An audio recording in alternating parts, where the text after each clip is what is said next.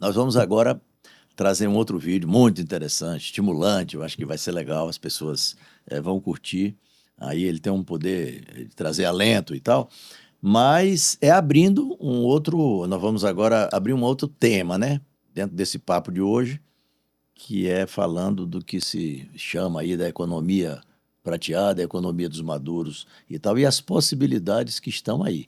Então vamos, a gente pode ouvir esse vídeo e depois então a gente entra aqui conversando e trazendo as informações de novidades que tem nessa área, né? Beleza? Perfeito, perfeito. E falando em sabedoria, está rolando um fenômeno interessante, o retorno ao mercado de trabalho dos profissionais maduros. Homens e mulheres que, depois de muita experiência, estão descobrindo suas verdadeiras vocações e se reinventando, ou pelo menos colocando toda a sua experiência profissional de volta à cena.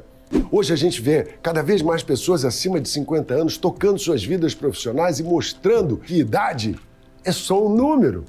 Segundo dados recentes, essa faixa etária tem sido uma das mais ativas e, em muitos casos, não se trata de começar do zero, mas de usar toda a bagagem acumulada ao longo dos anos para fazer a diferença. E os números não mentem. De acordo com o IBGE, a taxa de participação da galera da maturidade aumentou em mais de 20% na última década.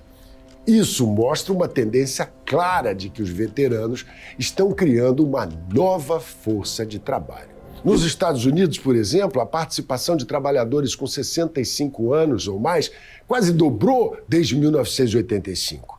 Em 2023, aproximadamente 20% dos americanos com mais de 65 anos ainda estavam na ativa. E não é só isso. Grandes empresas estão percebendo o valor da experiência. Programas de contratação de profissionais sêniores estão se tornando cada vez mais comuns. Empresas como Google e IBM têm iniciativas específicas para atrair e reter esses talentos. Não é raro ver relatos também de vendedores veteranos voltarem à cena.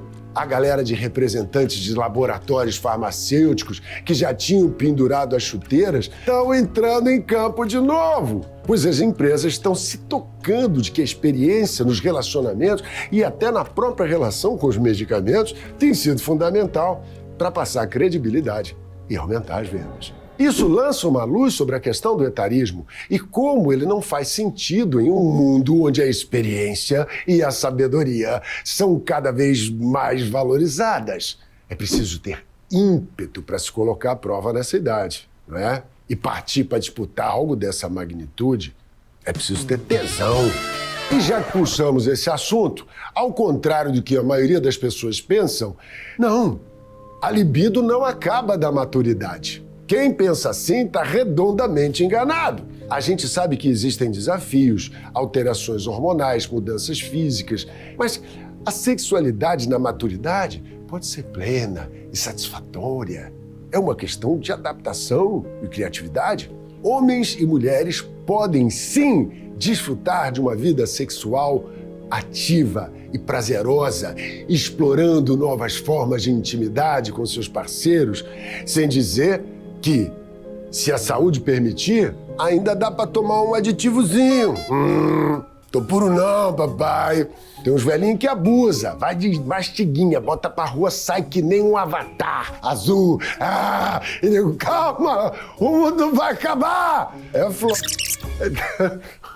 A verdade é que chegar na maturidade é desvendar um monte de mitos e conquistar sabedoria para separar o joio do trigo. A gente começa a escolher melhor as brigas que a gente quer comprar. O processo acaba ficando mais seletivo, até as amizades entram nesse rolê e a gente vai deixando de perder tempo com gente que não interessa, vai ficando de lado tudo aquilo que não serve mais, que não vale uma ruga de preocupação. É importante bater na tecla de que amadurecer é um processo natural pelo qual todos passamos, mas ficar velho é um estado de espírito. Ou melhor, é uma escolha. Muito interessante. Esse Nelson Freitas é uma figura, né? É uma figura. E ele falou de muitas coisas interessantes aí, né? E acabou falando sobre escolha, empregabilidade, falou sobre a questão sexual. O que você tem a falar sobre isso, Dátali? Que é tema muito, muito interessante. eu achei legal. E tudo retratando mesmo, né, o que é que está acontecendo, de fato, né? Hoje já há uma consciência de que as pessoas, mesmo ao se aposentarem, né, tem uma série de possibilidades que dá para fazer um bocado de coisa. Precisa buscar, precisa arejar a cabeça, precisa abraçar novos projetos e tal. Acho que, no geral, foi essa mensagem que ele procurou passar, até porque ele é um da nossa geração também, ele está nessa também, se movimentando, né? Então, é bacana a gente ter isso e tal. E aí, desaguando depois, quando ele comentou aquela questão da sexualidade e tal, que é uma verdade. Hoje as pessoas também já estão vendo isso, que o mundo mudou. Os recursos mudaram, a assistência médica mudou, a parte medicamentosa mudou também, os recursos, suplementos são outros e tal, né? Legal isso. Eu acho que a nossa geração prateada, eu acho que está sendo privilegiada, não? Sem dúvida. Eu gosto de dizer que nós estamos, de alguma forma, vivendo uma época de ouro, sabe?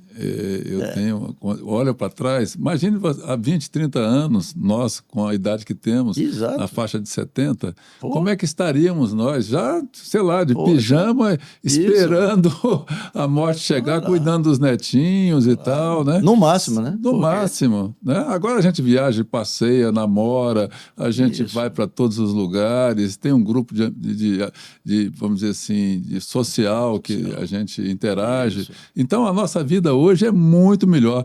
Eu não sei nem se no futuro será assim, não dá para prever. Mas fato é que nós estamos vivendo muito melhor do que vivíamos no passado. E quando ele fala de grandes empresas que estão buscando as pessoas longevas, é porque as pessoas longevas têm mais sabedoria de vida, muitas vezes têm mais comprometimento, né? Tem mais profundidade. E isso faz com que haja uma valorização, coisa que no Oriente, no Japão, por exemplo, a gente sabe como se valoriza as pessoas mais velhas, né? Exato. E essa cultura, felizmente, está mudando também aqui. Felizmente, as grandes corporações, até porque o mundo se integrou todo, né? Então, as grandes organizações vieram, operam por aqui, funcionam por aqui e trazem, de certa forma, esse traço na sua cultura organizacional também, que precisa se replicar aqui. Aí é o papo da convivência na sua força de trabalho, né? É intergeracional, porque há muitas pesquisas e várias pesquisas demonstrando quanto de resultado positivo as organizações auferem, organizações de todas as naturezas. Mas quando tem esse mix, né, de gerações, isso é um benefício grande, porque se bota todo mundo novo, o olhar é diferenciado. Né? Se está todo mundo idoso, o olhar é também diferenciado, pode partir para o comodismo e tal. Mix, então, né? Esse mix aí, esse negócio e tal. Tanto que as grandes organizações estão estabelecendo até um certo percentual hoje. Até porque, né, a gente sabe que a mão de obra, como a juventude está diminuindo de tamanho, né, e o grupo de idosos está aumentando, né, porque aquela pirâmide toda está sendo invertida, né? Então, a gente sabe que é uma força de trabalho que precisa ser aproveitada de alguma forma. Aqueles que estão dispostos devem aproveitar essa onda. E, com isso, a figura do etarismo, né? O preconceito contra a idade, pelo menos vai sendo minimizado. Aliás, aquele filme Um Senhor Estagiário ajudou, né, a derrubar isso, né? Então, né? Porque ali a gente viu que a presidente da empresa e tal, ela não queria papo, né? Tinha aquele preconceito e tal. Chega no final do filme, ele está como consultor até pessoal dela e tal. Você vê como é legal, né? É claro que nem todo mundo, vamos dizer, nessa idade madura, vai querer trabalhar. Óbvio que não, claro, né? Mas aquelas pessoas que se dispõem a trabalhar e fazem o que o Nelson Freitas falou de escolha. Você tem que escolher se você quer se acomodar ou você quer continuar vivendo, já que você tem saúde e possibilidade de ter qualidade de vida, você faz a sua escolha. E ao fazer a sua escolha, sabe que você está indo dentro da tendência de mercado, que é a valorização das pessoas com mais, vamos dizer assim, sabedoria e experiência, né?